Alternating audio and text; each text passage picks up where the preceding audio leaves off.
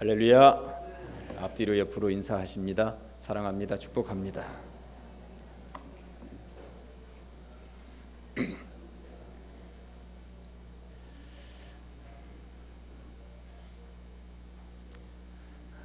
아브라함은 기독교 역사 가운데 가장 큰 산입니다. 구약 성경을 보면 큰 산들이 있죠. 모세 같은 경우도 큰 산이고 다윗 같은 경우도 큰 산입니다. 그러나 그런 어떤 위대한 인물들보다도 아브라함은 뒤처지지 않는 전무후무한 믿음의 사람이었습니다. 모세는 해방자로 불려지고 그리고 다윗은 성군으로 불려집니다만 아브라함은 그렇게 민족을 이끈 적도 없고 그리고 아브라함은 나라를 세운 적도 없겠습니다만 어쨌든 믿음의 조상, 믿음과 관련하면 가장 먼저 아브라함을 떠올리게 됩니다. 우리는 그를 믿음의 조상이라고 부르는 것입니다. 오늘은 아브라함이 믿음의 조상이 되기 위하여 처음으로 부름받았던 장면을 살펴보게 될 것이고요. 아브라함은 처음 부름받았을 때에 어떤 자리에 있었으며 어떤 과정을 거쳐서 그가 믿음의 조상이 될 수가 있었는지 우리가 교훈으로 삼아 보려고 합니다. 그래서 오늘의 제목을 믿음의 조상이 되는 비결이라고 정해 보았습니다. 아브라함을 통하여서 이제 우리도 가정에서, 일터에서, 사회에서 믿음의 조상이 되어야 할진데 배워보도록 하시겠습니다. 세 꼭지로 나누어서 말씀을 받도록 하겠습니다. 첫째는 결별하라 익숙한 것들과, 이렇게 주제를 정해 보았습니다. 아브라함의 원래 이름은 아브람입니다. 아브라함이라고 하는 이름은 창세기 17장부터 이제 등장하기 때문에 오늘 본문에는 아브람이라고 되어 있죠. 그래서 저는 이 설교 시간에 계속 오늘은 아브람이라고 부르도록 그렇게 하겠습니다. 아브람이 부름을 받았을 때 그의 나이는 75세였고 노인이었습니다. 75세가 되었다고 하는 것은 이제 지난 세월을 회고해 보면서 그리고 하나님께서 부르실 날을 기다리면서 사는 인생이어야 했을 것입니다. 이제 무언가를 새롭게 시도하기에는 너무나도 늙은 나이였으며 그저 그렇게 한 세월 보내기에 딱 좋은 나이였습니다.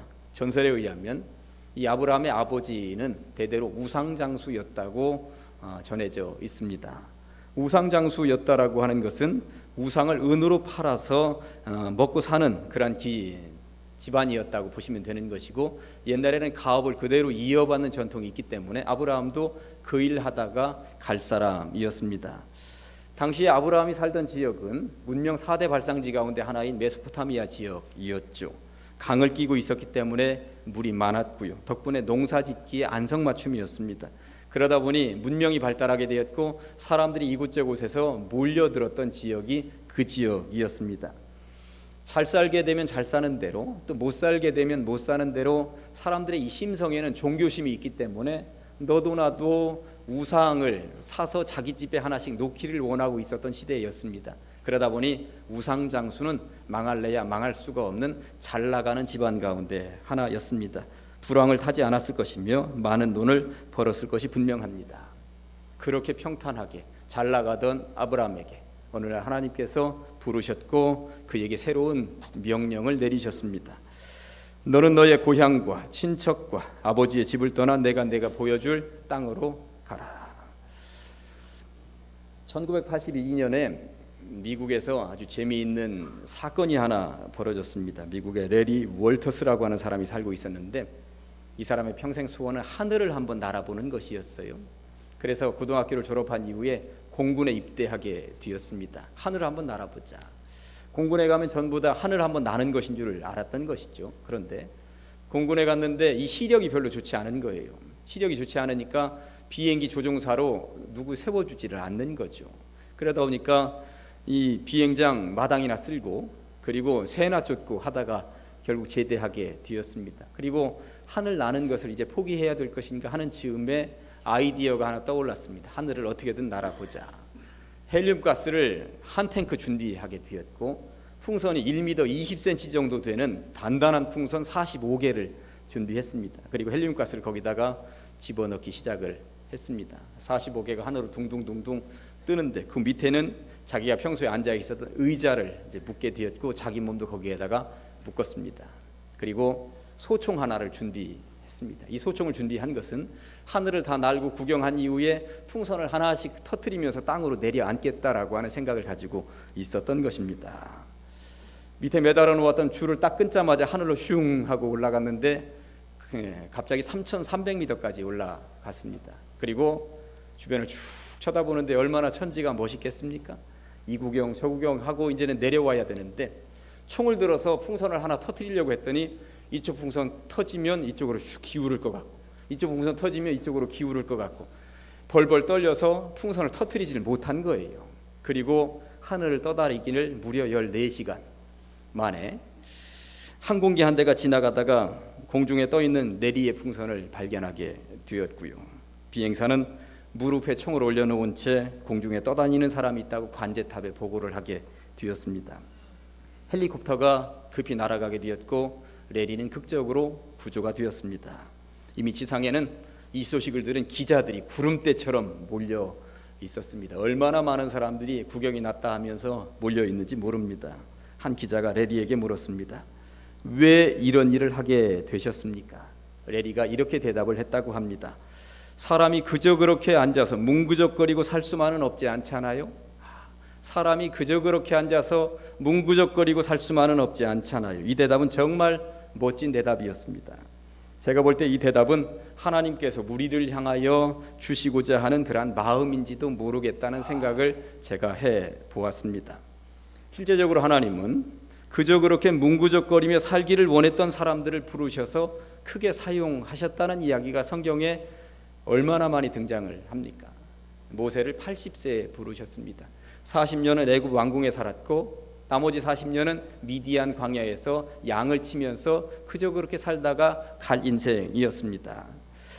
그런데 하나님은 그 여인 불러내셨습니다. 뭐라고 하면서 불러내셨을까요? 그저 그렇게 뭉구적거리며 살지 말고 나와 함께 일 좀 해보자꾸나. 너희들 백성 애굽에서 구해내보자꾸나. 오늘 아브람도 마찬가지입니다. 그 나이에 뭘 하겠습니까? 70대 중반이었습니다. 무언가 새롭게 시작하라면 여러분들 같으면 그 나이에 뭔가 시작할 수 있으시겠습니까? 그런 의미에서 그 옛날 그 나이에 아브라함이나 모세나 정말 큰 결단을 한 것이라고 보시면 틀림이 없는 것입니다. 하나님은 단호하게 아브라함을 불러내셨습니다. 아브라함이 75년을 살면서 가장 친숙한 그것들을 떠나라고 말씀하셨던 것입니다. 아브라함에게 있어서 그 인생을 통하여서 가장 친숙했었던 것은 고향과 친척과 아버지 집이었습니다. 고향을 떠나는 것도 쉬운 일이 아니었고요. 친척과 아버지 집을 내려놓는 것도 정말 쉬운 일은 아니었습니다. 말씀드렸듯이 얼마나 탄탄대로의 삶이 그의 인생을 지배하고 있었습니까? 그러나 하나님의 이 명령에 아브라함은 떠났다고 성경은 말씀하고 있습니다. 가만히 보니 성경은 익숙한 것들과 결별한 사람들의 이야기로 가득 차 있습니다. 아브라함이 그랬으며 모세가 그랬습니다.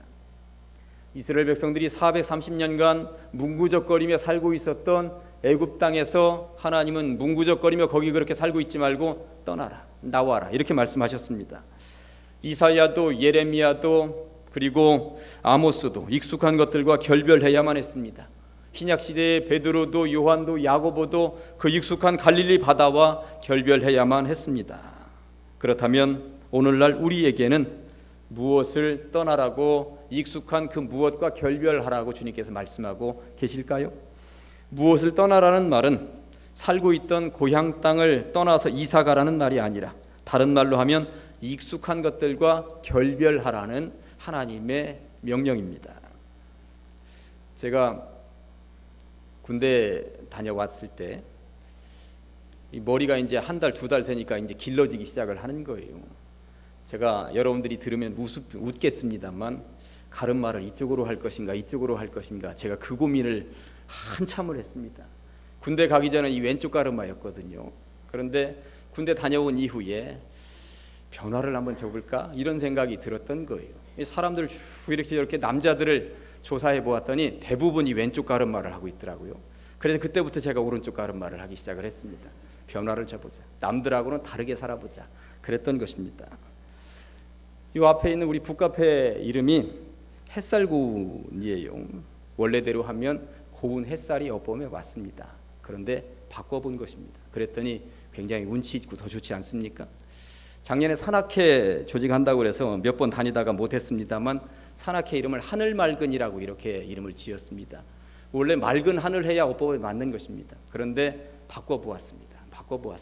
이 살짝만 바꿔도 뭔가 색다르게 예쁘게 의미 있게 다가오는 그러한 것들이 있다라고 하는 것이죠. 저는 이 강대상에서 한두 번 말씀드렸습니다만 제가 5년 전에 우리 집에 TV를 없앴습니다. 가족 회의를 통해서 없앴습니다만 거의 반강제적으로 아이들에게 이제 강요하다시피 해서 TV가 없어진 거죠. 그러나 TV가 이끄는 그 익숙한 것들과 결별을 한다라고 하는 것이 이게 쉽지만은 않았습니다. 그런데 없애고 났더니 아이들과 더 대화를 깊이 하게 되었고요. 아내의 눈이 그렇게 예쁜 줄 그때 새롭게 발견하게 되었고요. 책을 더 읽게 되었고 가족이 더 우애하게 되었습니다. 익숙한 것들과 한번 결별해 보시면 어떨까요? 여러분들이 결석하시면 교회에 출석하지 않으시면 목회자들이 주로 아는 이유는 주로 그 자리에 앉기 때문에 그렇습니다. 여러분들이 다른 자리 잘 안 앉아요. 주로 그 자리에 앉습니다. 그러니까 그 자리 비어 있으면 오늘 누구 빠졌구나 이렇게 제가 알아보는 거예요. 자리 한번 바꿔보세요. 이쪽을 고집하시는 분들은 이쪽 가서 한번 앉아보시고 이쪽 고집하시는 분들은 이쪽 가서 앉아보세요. 예배가 신선하고 달라집니다. 위층에 있는 분들 제발 내려오시고요. 뒤쪽에 있는 분들 앞자리로 오시면 예배가 달라집니다. 익숙한 것들과 한번 결별해 보시기 바랍니다. 그동안 나를 그대로 이끌고 왔었던 그러한 것들과 결별해 보시면 얼마나 신선한지 모릅니다. 말씀과 기도로 거룩해진다 했을 때 말씀과 기도를 붙잡는다 하는 것은 익숙한 것들과 결별하라는 말과 똑같은 말입니다. 익숙한 것들과 결별하지 않고 말씀을 붙잡을 수 있겠습니까? 익숙한 것들과 결별하지 않고 기도를 붙잡을 수 있겠습니까? 저는 지난주에 제가 설교 시간에 말씀드렸던 대로 한 주간 동안 열심히 성경 읽었습니다. 어제까지 이제 여호수아를 마무리했습니다. 하루에 한 권씩 지금 읽어 내려가고 있습니다. 오늘은 이제 밤에 가면 사사기 읽을 것입니다. 이를 위해 주중에 익숙하던 잠도 조금 줄였고요. 그리고 제가 익숙하게 손에 들고 있었던 책들도 내려놓았습니다. 그렇게 익숙했던 것들 다 내려놓고 말씀만을 어떻게든 붙잡아 보려고 좀 더 노력을 했습니다. 그런데 제가 주중에 듣자 하니까 많은 성도님들이 목사님 따라서 저도 성경 읽어보려고 성경 통독 시작했어요 하는 분들이 정말 많았습니다. 익숙한 것들과 결별하고 말씀을 붙잡기로 결정하신 모든 분들께 제가 박수를 보내드립니다.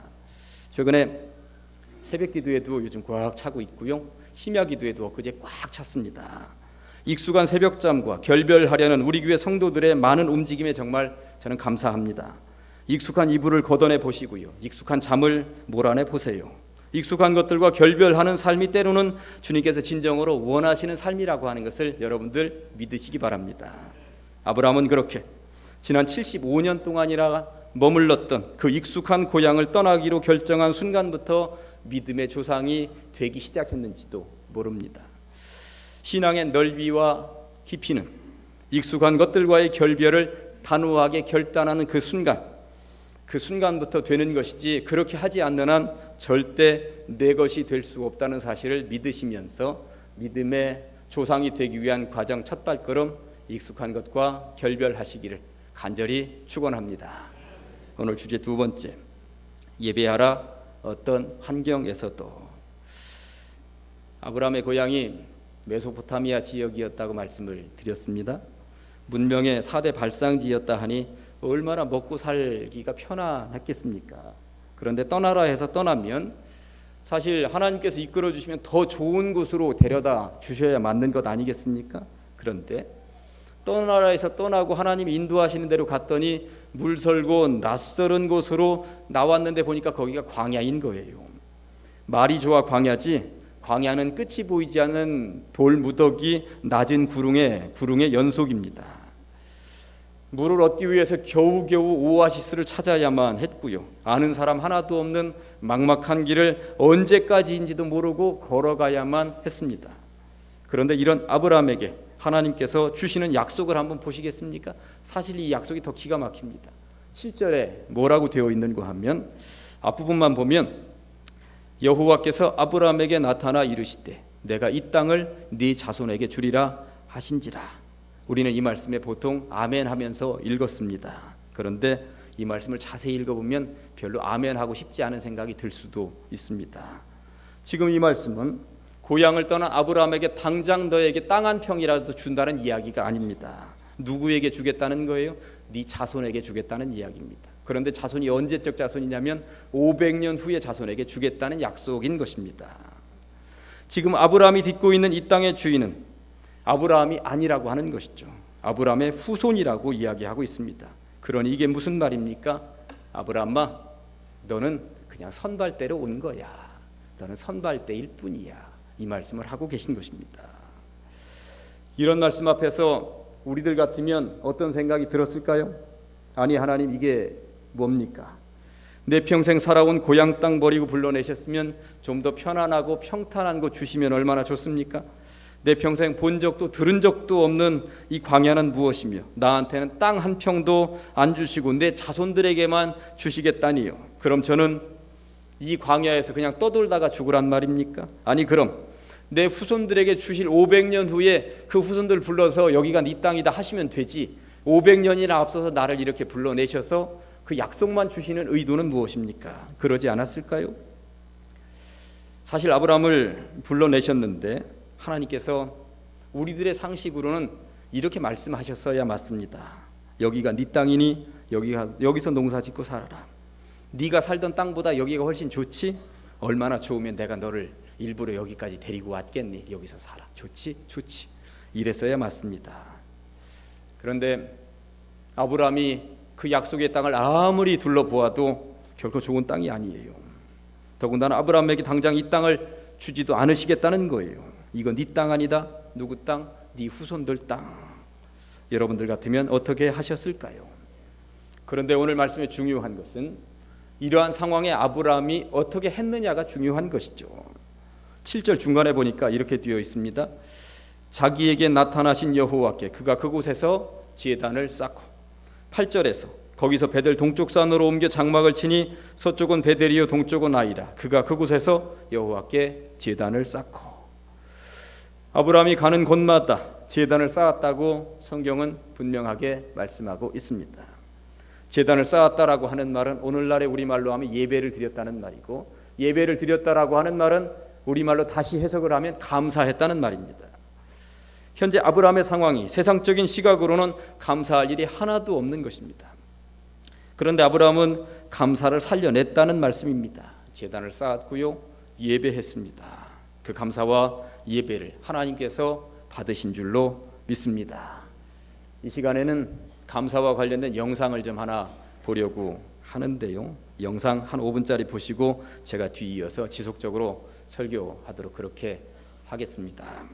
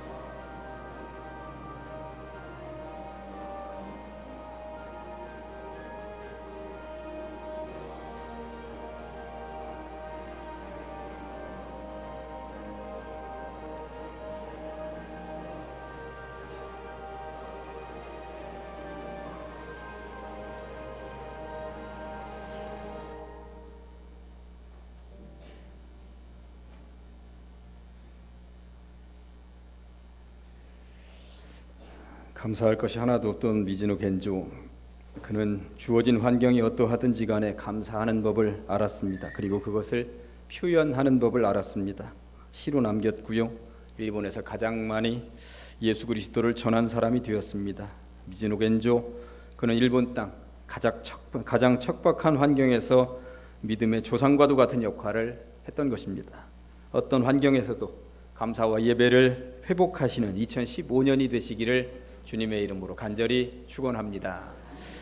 오늘 세 번째 주제, 드러내라 주님의 이름을. 여러분에게 묻습니다. 오늘 왜 오셨습니까? 예배하기 위해서 오셨습니다. 그런데 왜 예배하십니까?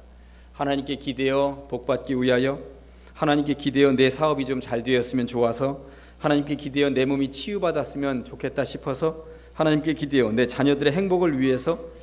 그런데 지금 제가 열거한 이 모든 것들이 예배의 목적이 되어서는 절대 안 된다는 것입니다. 예배의 목적은 온전한 하나님께 예배, 하나님만을 높여드리는 것, 주님의 이름을 드러내는 것이어야 되는 것이고, 제가 열거한 것들은 우리가 온전한 예배자로 있을 때 하나님께서 주시는 선물이어야 한다는 사실입니다. 오늘 아브라함이 어떤 환경에서든지 하나님 앞에 예배를 드리면서 그 마음이 어땠는지 아십니까? 8절 끝부분에 보니까 이렇게 되어 있습니다. 여호와의 이름을 부르더니, 여호와의 이름을 불렀다라고 하는 말씀은 정말 많은 의미를 담고 있습니다. 하나님만 의지합니다. 하나님의 이름만을 높여드립니다. 하나님의 이름 앞에 절대 부끄럽지 않은 인생이 되도록 하겠습니다. 그런 의미를 담고 있는 것입니다. 사실 아브라함은 함께 따라온 가족들에게 설 자리를 잃어버렸을지도 모릅니다. 지금 가장으로서 고개를 들 수 있는 상황이 아니었을 것입니다.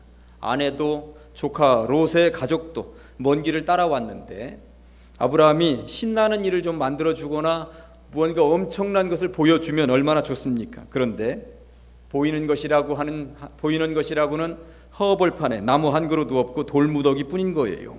그러니 얼마나 낙심이 되었겠습니까? 그리고 아브라함을 얼마나 원망했을까요? 이런 상상력을 동원해서 성경을 읽어볼 수 있습니다. 미국의 교육학자 레오버스카 글리아라는 분이 살며 사랑하며 배우며라고 하는 책을 썼습니다. 이 책이 굉장히 감동적인데요. 이 책에는 이 저자가 어린 시절 경험했던 어머니에 대한 기억을 담고 있습니다. 어느 날 저녁 아버지가 시무룩하게 집으로 퇴근하면서 돌아왔습니다. 여보, 동업자가 공금을 가지고 달아나는 바람에 오늘 저녁을 해결할 방법이 없게 되었어. 얼마나 심각합니까? 그날 벌은 것 가지고 그날 저녁거리 만들어서 먹고 사는 가정이었는데, 동업자가 공금을 가지고 날아가 버려서 저녁거리 어떻게 할 수 있는 돈을 한 푼도 가져오지 못했다는 거예요. 그런데 그날 저녁에 저자의 어머니는 화려한 만찬을 준비했다고 합니다. 전체 요리를 준비했고 송아지 고기에 파스타를 준비했다는 것입니다. 가족들이 깜짝 놀랐습니다. 왜냐하면 지금은 돈을 훔쳐간 그 사람 어떻게 잡을 것인가, 그리고 돈을 어떻게 마련할 것인가, 이런 생각들을 논의해야 하는 시간이 아니었겠습니까? 그런데 어머니는 전혀 상황에 맞지 않게 화려한 만찬을 준비했기 때문입니다. 아버지가 이렇게 말을 했습니다. 당신 미쳤군. 그랬더니 어머니가 이렇게 말을 하더랍니다. 기쁨은 나중이 아니라 지금 즐겨야 하는 거예요. 지금은 우리가 행복해야 할 시간이에요. 입 다물고 드시기나 하세요. 수십 년 전의 일이었지만 어머니가 준비한 만찬을 저자는 잊을 수가 없었다고, 어머니의 그 잔치 덕분에 아버지는 기운을 차리셨고 다시 일어섰다고 저자는 책에서 말을 하고 있습니다.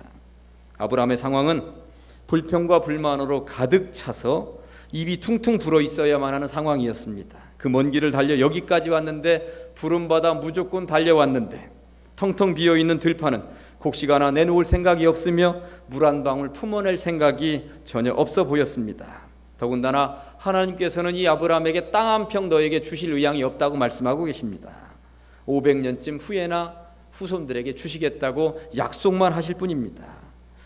아내나 조카 롯의 가족이나 하나같이 고향으로 돌아가자고 소리를 높였을지도 모르겠다 하는 생각을 제가 해보았습니다.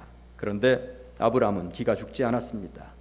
이런 상황을 축제로 만드는 법을 알고 있었던 것이죠. 제단을 쌓아 올렸습니다. 감사의 예배를 하나님 앞에 드립니다. 입을 열었습니다. 그리고 하나님 감사합니다, 찬송을 부르기 시작을 했던 것입니다. 여호와 하나님의 이름을 높여드리며 찬송을 부르면서 그 들판에서 온 가족과 더불어서 축제를 즐겼다라고 하는 것이죠. 때로 막막하고 답이 보이지 않으십니까? 감사의 예배를 회복하시길 바랍니다. 주님 앞에 기쁨의 축제를 먼저 가져보시기 바랍니다. 이기는 비결이 바로 거기에 있는 줄로 믿습니다. 부디 비옵기는 이런 아브라함의 예배와 찬송을 본받으시기를, 그렇게 해서 주님의 이름만이 높이 높이 드러나기를 주님의 이름으로 간절히 축원합니다.